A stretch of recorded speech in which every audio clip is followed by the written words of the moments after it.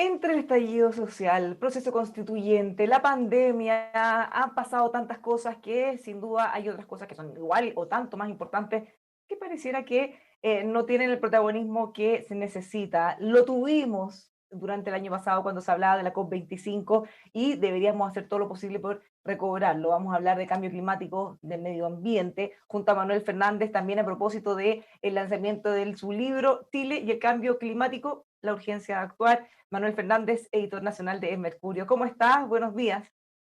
Hola Bárbara, buenos días, gracias por la invitación. Bueno, me dio mucho gusto ver este tema, Manuel, por lo que estábamos hablando, ¿no? O sea, nosotros estábamos full cubriendo todo lo que tenía relación con la COP25, estábamos muy motivados de ser la casa, por fin, de un evento de esa magnitud y que además todos esos temas importantes se pusieran en la palestra, pero después estallido social y todo lo que mencioné, pareciera que lo cambió todo. ¿Cómo lo Sí, ves? es verdad, y bueno, de hecho, ayer el mismo diario El Mercurio se publicaba una nota de cómo se han ralentizado las negociaciones de alto nivel, en el fondo las que pasan por la conferencia de las partes o las llamadas COP, cómo ha sido mucho más difícil llegar a avances en este periodo. Recordemos que la que iba a ser este año se suspendió. Entonces, o más bien se aplazó para el próximo, que iba a ser en Glasgow. Entonces, Chile ha tenido una presidencia XL de la COP, lleva más de un año y va a seguir hasta el próximo año, hasta Glasgow, la COP26, a cargo de las negociaciones mundiales sobre cambio climático. Nada hacía presagiar que finalmente igual nuestro protagonismo iba a ser más extenso. Así es, nada hacía presagiar.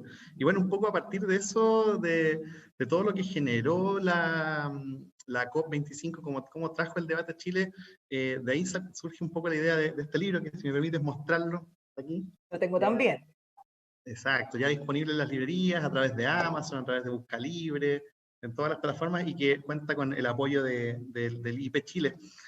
Mira, básicamente la idea fue, esto no es un libro como de ciencia, no es un libro como para explicar en profundidad los detalles científicos del cambio climático, se hace cargo, pero de una manera un poco más didáctica, pero la principal reflexión a la que apunta es por qué, si pareciera que el problema está tan claro, que las diferencias o las complicaciones, los problemas son tan evidentes, hay tantos diagnósticos, ¿por qué se avanza o cuesta tanto avanzar? En el fondo, esa es como la gran reflexión. Y ahí, bueno, se analizan distintos temas, pero al final te diría que como que la idea central es que básicamente es un tema que a veces se simplifica, básicamente es un tema en que a veces priman visiones de blanco y negro, en el que a veces uno no toma tanta conciencia de la propia responsabilidad de las conductas individuales de cada uno y donde es clave avanzar en soluciones que tengan arraigo social.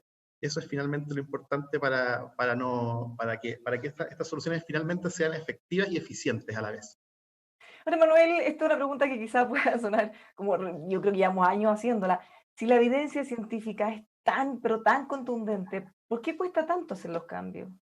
Sí, bueno, un poco esa es la gran pregunta en el fondo y Porque yo te antes, diría que perdón, te agrego otra pregunta, porque antes incluso había gente que todavía cuestionaba el cambio climático, pero sí, ya eso ya no está, o o no, sea, siguen o no siendo, sigue habiendo mayoritariamente. grupos, sigue siendo, mira, yo no sé si existen realmente grupos que cuestionan el cambio climático. Lo que siempre estaba en debate es el origen, el responsable de ese cambio, en el fondo, si tiene causa humana o es un proceso natural. Y respecto de eso, este debate que uno piensa que es como nuevo, de los que creen que tiene origen humano versus los que dicen que tiene origen natural, es súper antiguo en verdad. Y efectivamente, si uno se remonta hacia atrás, en el fondo, en un primer momento se pensó que esto era, como digamos que el consenso científico, por decirlo así, inicial, era que había un cambio climático natural. Y después se fue descubriendo que esto podía no ser así. Pero más allá de la diferencia que al final es ideológica entre los que piensan uno y los que piensan otro, yo como que trato de centrarme en tres datos, en el fondo, llevar la situación a datos como inobjetables. Y uno es que efectivamente estamos ante un cambio climático, o sea, eso yo creo que es innegable. Segundo, que es evidente que nos afecta. O sea, es cosa de ver las olas de calor, la sequía, los problemas de escasez de agua, y cómo eso también va generando problemas sociales, etc. No, Y en tercer incuestionable. lugar, claro, esas dos cosas son incuestionables. Y la tercera, y que me parece también incuestionable, es que tenemos herramientas para frenarlo o revertirlo. independiente de si nos... Yo quiero sacar la discusión de quién tiene la culpa, sino que los datos son tres, y esos tres datos yo creo que estamos todos de acuerdo. Estamos ante una situación real, ante un cambio que está ocurriendo, estamos ante un cambio que tiene efectos sobre nosotros, que nos afecta, y de hecho a Chile es uno de los países que más lo va a afectar, y tres, tenemos herramientas para frenarlo. Eso, yo creo que si partimos de esa base, ya tenemos un principio para empezar a construir soluciones. Ya, la discusión después va a ser cuáles herramientas van a ser las mejores, las de menores costos económicos, las de menos impacto o las más efectivas. Claro, eso puede ser una segunda derivada en el fondo, pero ya dando el Exacto. número por hecho. Exacto, y respecto de eso también es súper importante pensar que estamos ante un tema que es urgente y que genera dos círculos viciosos, y que yo creo que esos son interesantes de analizar. Uno es que como el proceso natural del cambio climático se va retroalimentando y va haciendo que cada vez sea más difícil de frenar, lo que le pone urgencia. Llegándole un ejemplo, mientras más sube la temperatura, más olas de calor tenemos, más probabilidad, por ejemplo, de incendios forestales.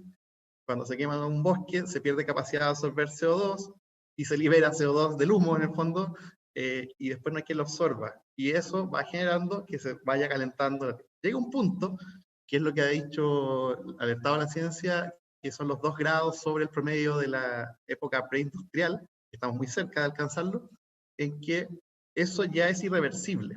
O sea, llega un punto en que ya no podemos hacer nada, básicamente. Y se va a ir, en el fondo, elevando la temperatura de manera descontrolada y hasta los límites que ponen en tela o en entredicho la capacidad del planeta de mantener sus ecosistemas tal como los conocemos hoy, de mantener su temperatura tal como la vivimos hoy día y a la que nos hemos acostumbrado, en el fondo, a la que nos hemos adaptado como seres humanos. Eso es un círculo vicioso. El segundo, que me parece a mí que ese es el más conocido probablemente, pero que creo que es escrito menos y que es interesante y en el que se profundiza en el libro, es que los efectos del cambio climático lo que generan es una agudización de ciertos conflictos que están a veces en la sociedad de manera más escondida. Hemos ¿Como visto, cuál? por ejemplo, llegan los casos súper extremos. Hay análisis que muestran cómo en África, hay incluso detrás de la primavera árabe, hay un trasfondo de que hay cambiado el escenario geográfico en el que están por el cambio climático. Sabemos que están produciendo migraciones, y las migraciones, lo sabemos por el debate que ha habido en Chile, tensan las sociedades tanto de quienes salen como de quienes llegan. Y en el caso de Chile, por ejemplo, si nos vamos un poquito como, si hilamos fino, todo el debate que hay en torno al agua, que se ha convertido en un tema súper importante, se origina al final por la escasez del elemento, y la escasez deriva de 10, 12 años de sequía. O sea, si aquí estuviéramos lloviendo, no pasaría probablemente este debate, y no sería tan agudo y tan políticamente intenso. Veamos lo que pasó en la política internacional con el Amazonas, con el tema de Brasil. Fijan, como eso termina generando conflictos internos. Entonces, ¿qué es lo interesante? Cómo el cambio climático puede operar como un factor divisorio de sociedades que incentivan los conflictos, y lo complejo de eso es que para solucionar el tema del cambio climático necesitamos estar todos detrás del mismo bando, en el fondo. Ya, pero ahí se corre. Si se divide, claro, si se divide la sociedad, se hace cada vez más difícil llegar a acuerdos, porque empiezan uno a decir, yo soy víctima del cambio climático porque otros son los responsables, que otros lo solucionan, yo soy víctima. Y cuando eso se te genera, es muy difícil avanzar. Bueno, pasando cosas. Por un lado, qué mal que tengamos que esperar hasta que se agudice el conflicto para poder hacer algo, siendo que hace décadas los científicos nos están advirtiendo que iba a ocurrir esto. Y segundo, también es preocupante porque, siguiendo el mismo ejemplo del agua, en vez de pensar en cómo resolver el problema de fondo, muchas veces en la política se aborda el problema puntual, el síntoma en el fondo. Entonces, en este caso, decir, bueno, hagamos reforma al código de agua, distribuyamos de otra manera. En realidad, el problema de fondo es ver cómo hacemos cambios para poder tener más agua o para poder usarla mejor. Claro, o sea, ese es un caso. Imagínate lo que está pasando con los puertos. O sea, prácticamente no hay, día por medio tienes un puerto de Chile importante cerrado por las marejadas. Y eso, obviamente, si un puerto no puede funcionar regularmente, ¿qué va a pasar a largo plazo? Quizás las mejores oportunidades portuarias no van a estar acá y se van a perder. y eso va a generar cesantía, eso va a generar un problema de crecimiento que no puede sacar las exportaciones, etc. O vas a tener puertos conflictuados, quizás no necesitas, por ejemplo, tanta gente, y va a haber paros portuarios, ¿te fijas? Y detrás de eso hay no digo que sea el único elemento, obviamente, estamos hablando de una suma de elementos, pero es un factor que añade problemas a la convivencia, en el fondo. Y eso yo creo que es un tema que a veces se aborda poco y que somos poco conscientes de cómo este trasfondo que según Thomas Friedman, que es un periodista importante norteamericano, en el fondo él habla de tres grandes fenómenos que explican en el fondo gran parte de los problemas del mundo, en el fondo, de las tendencias. Uno es la digitalización, el otro es el cambio climático y el tercero obviamente es la globalización. Entonces, en el fondo, esta es una de las tres grandes factores de riesgo en el fondo en que estamos y están modelando nuestras sociedades, a veces de maneras que no las percibimos directamente, sino solo a través de sus ejemplos. Pensemos, por ejemplo, en el tema ambiental, cómo el tema de Quintero se convirtió en un tema nacional que genera complicaciones.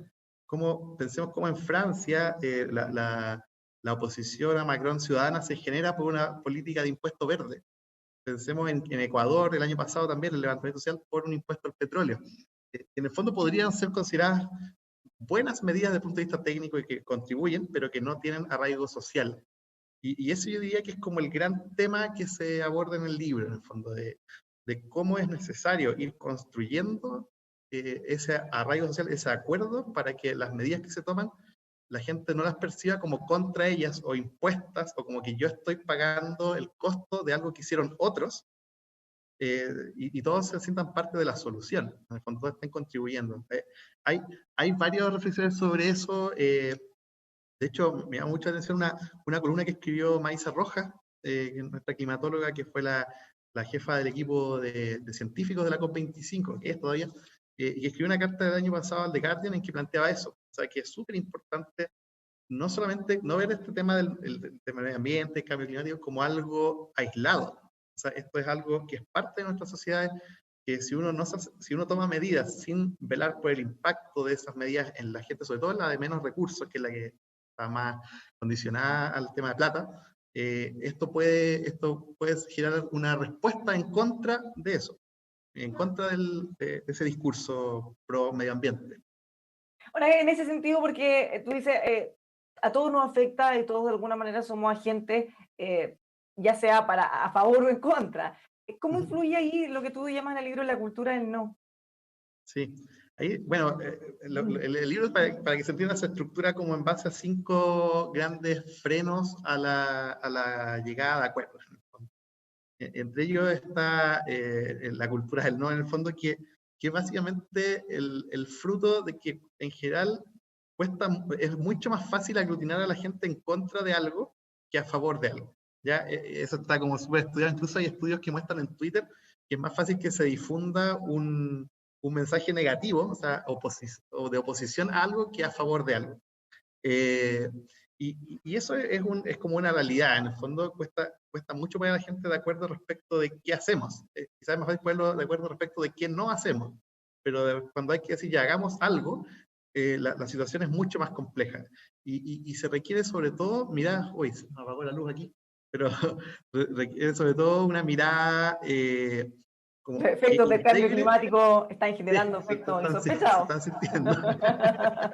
No, te digo que en el fondo lo que más se necesita es como tratar de incorporar a la gente. O sea, a veces, este es el doble problema del cambio climático, en el fondo, que cualquier solución requiere involucrar a muchos actores para ir construyendo estas soluciones para que a todos les hagan sentido, para que a nadie diga a mí me están perjudicando mientras a otro no. Que ha sido, dicho sea de paso, el gran problema del debate a nivel internacional en las COP. O sea, ¿por qué cuesta tanto llegar a acuerdos? Por eso mismo. Porque hay países que dicen, yo soy víctima de esto, yo no he generado el problema, mis contribuciones de CO2 a la atmósfera son muy pocas, y hay otros países que deberían hacerse cargo y no se hacen cargo, y hoy día son como los que están como más propugnando esto, pero al final el que paga las consecuencias soy yo. Bueno, entonces, ahora, eso es súper importante. que ahí también hay una discusión económica porque los países, o muchos países, los que más contaminan ahora, por ejemplo como China, dicen, esto es injusto, porque países como Estados Unidos, que ahora son desarrollados, lograron su nivel actual contaminando por todo lo que se hubieran imaginado multiplicado por 1000. Entonces, claro, ellos como ya están ahora en otro nivel, tienen más tecnología, tienen más recursos, ya crecieron, les es más fácil, mientras que nos están cortando nosotros esa parte del camino. Pero es lo que tocó finalmente. No sé si sirve como un argumento actualmente para decir, bueno, contaminen para desarrollarse. Bueno, ahí hay una cuestión que es súper interesante, que es esta como falsa dicotomía entre desarrollo y medio ambiente, que parece un tema nuevo, ¿ya? Pero no lo es para nada. De hecho, en el libro se cita un informe que hizo una comisión que se llama la Comisión Brundtland en los años 80. ¿Ya? Y en ese informe se advertía de la importancia de no considerar, de no tener visiones acotadas de lo que es el desarrollo económico ni de lo que es el medio ambiente. En el fondo, esa comisión, muy tempranamente, una comisión encargada por la ONU, rechaza estas visiones de que el desarrollo es ajeno a su impacto social y ambiental.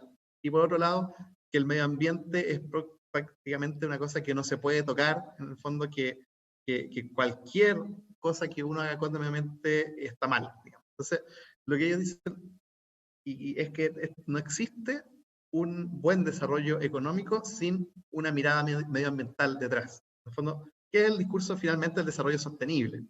Y que es el que se ha ido de a poco instalando como el deber ser al final.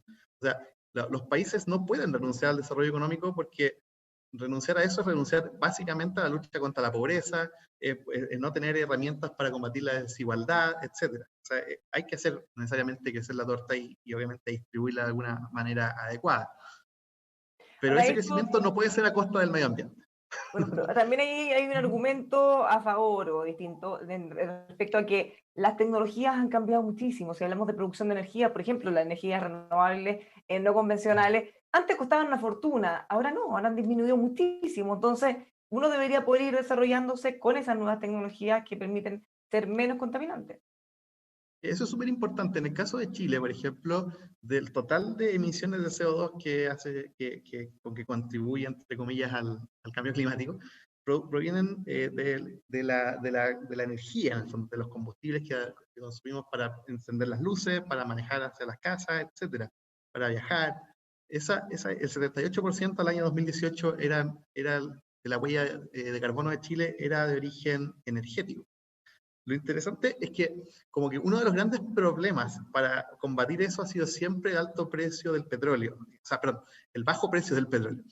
El petróleo siempre ha sido muy barato y le permite a la gente moverse y tener energía a precios baratos, lo que es muy bueno, por ejemplo, para los grupos sociales más desfavorecidos. Siempre se vio a las energías alternativas, a las energías renovables no convencionales como demasiado costosas. Lo que ha habido en ese ámbito en los últimos 10 años es una revolución. O sea, realmente hoy día ese argumento económico ha empezado a caerse y aparecen nuevas energías. De hecho, en el caso de Chile es muy evidente porque las licitaciones eléctricas han conseguido cada vez menores costos gracias en buena parte a este tipo de energías, la energía eólica, la energía solar, etc. Entonces, estamos en un momento en que tenemos una oportunidad gigante porque aparte no solo Chile puede limpiar su matriz, lo que ya es bueno, sino que aparte puede ser casi exportador de energía solar, energía eólica, porque tiene un potencial gigantesco. Incluso ahora No si por hablamos, por tanto ejemplo, del hidrógeno hidrógeno verde, verde, por exacto, del hidrógeno verde, Chile puede ser si lo maneja bien, si lo desarrolla adecuadamente, puede ser una potencia productora de hidrógeno verde y todos sus derivados en el fondo, que son evidentemente mucho menos contaminantes. Y en el fondo, ahí hay una cuestión que a veces no se ve, pero que es que al final el cambio climático, así como te va haciendo cuestionables ciertas formas de producir, también te va abriendo nuevas oportunidades de desarrollo económico. Y en eso, afortunadamente, Chile es un país que está en una muy buena posición y hay varios estudios de consultoras internacionales que lo demuestran, que en el fondo aquí se pueden abrir un montón de oportunidades que quizás hoy no estamos viendo con toda la claridad que podríamos. Muchísimas gracias, Manuel, por haber conversado con nosotros esta mañana. Volvemos a mostrar el libro. ¿Dónde lo pueden encontrar? Lo pueden encontrar en las librerías, está disponible el despacho por internet, si prefieren el ebook está en Amazon, y vamos a estar haciendo una pequeña presentación el próximo jueves 26 a las 9 de la mañana, un webinar en el IP Chile. Ahí pueden buscar la información para que puedan participar a través de las plataformas digitales. Muchas gracias, Manuel. Todos invitados a leer el libro y preocuparse y ocuparse también de todos los temas relacionados al cambio climático. Nos encontramos, los invitamos a seguir junto a nosotros en emol.com.